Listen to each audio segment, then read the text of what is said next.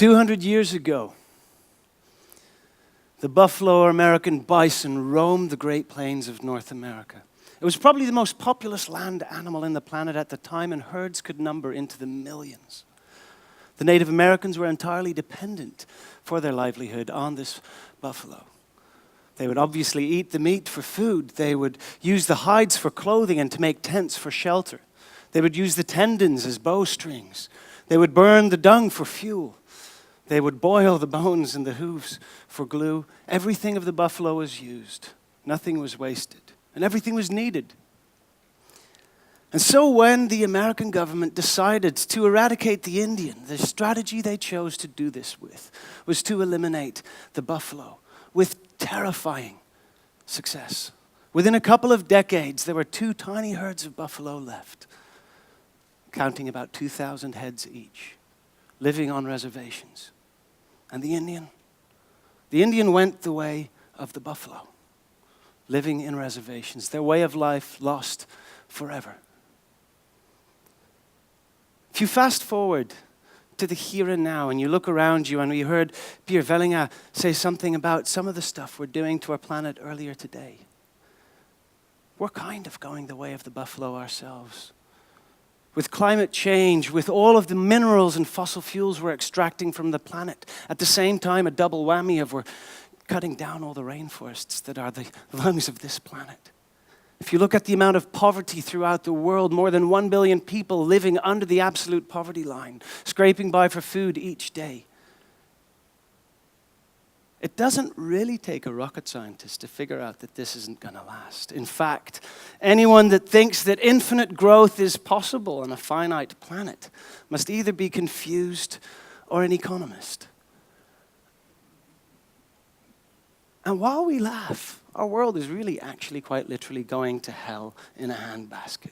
We are addicted to growth. We're addicted to faster, to cheaper, to more. This week, the new iPhone gets launched, and tens of thousands, if not millions of people around the planet will hand in their perfectly fine iPhone 5 for the new iPhone 5S. Why? We're addicted to more, and it's destroying our world. We're not trying to kill an Indian, because we are the Indians. That would be pretty stupid. We actually don't really seem to care. That's even more stupid. We're stuck.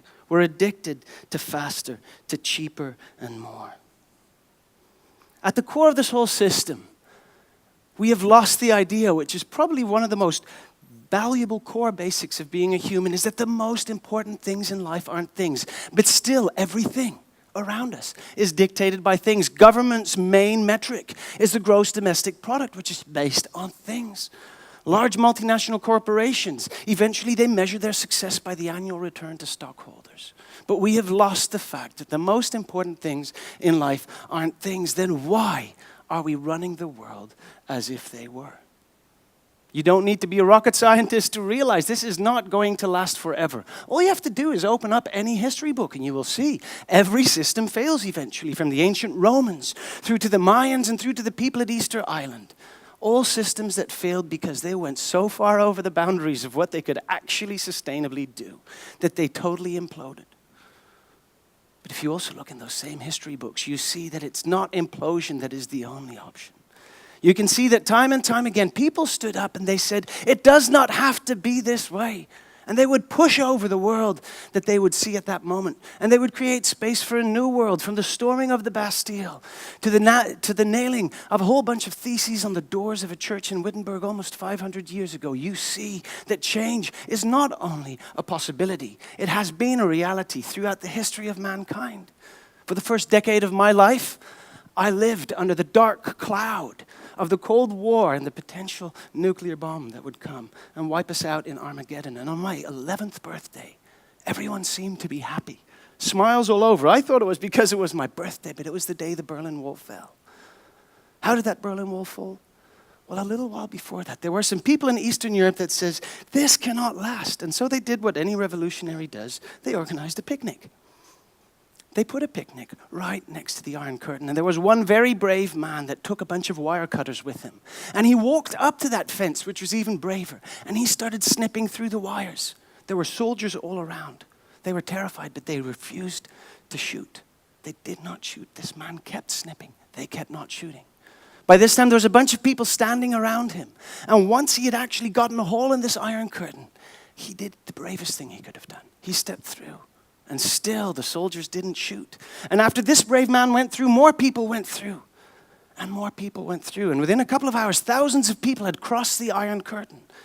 Just a few short weeks later, the Berlin Wall fell, and something that many of us still experience that we probably never would have thought would ended quicker than anyone could possibly have imagined.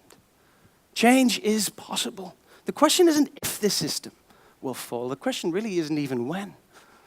Because we are running out of things so fast that most of us will live to see that day. The question really, really is how. And here's how. The change.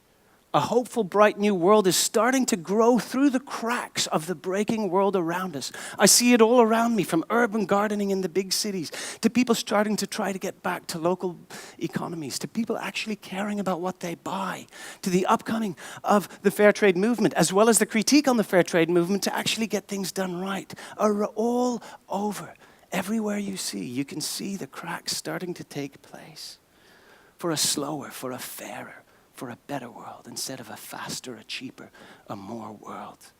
A world where we actually start redefining the definitions of wealth and growth. Where we start looking at how can we distribute these new definitions of wealth and growth and prosperity in a way that actually is fair to the entire world. And where we actually start building transparency so that the powers that be, whether they are governments, multinational corporations, or powerful individuals, actually are held accountable to their deeds for everyone on this planet. And not just on the big level, but also on the small level, because it's going to cost us. We cannot expect to live faster and cheaper and more if we want a slower and a better and a fairer world. We ourselves are just going to have to get better. St. Augustine of Hippo, one of the church fathers, once said that hope has two beautiful daughters: anger and courage. Anger at the way things are, and courage to see that they do not remain the way they are.